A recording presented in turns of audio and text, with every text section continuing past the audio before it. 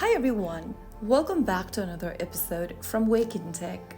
Today in this video we will be learning how to log into US Bank online. Logging into US Bank online account is quick and secure when you follow these simple steps. First of all, open up your web browser on your mobile device or your computer.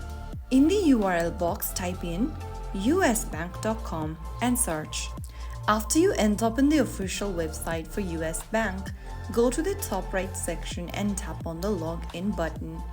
This will take you to the account login section.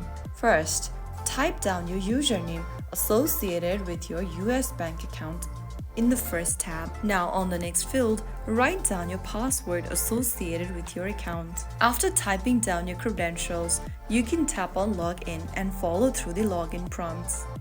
If you don't remember your username or password, you can get help by tapping Forgot Username or Password and following through the prompts.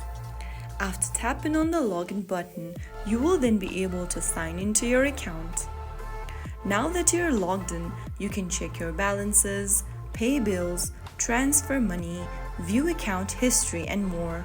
If you found the video helpful, don't forget to like, share, and subscribe. I will see you in the next episode.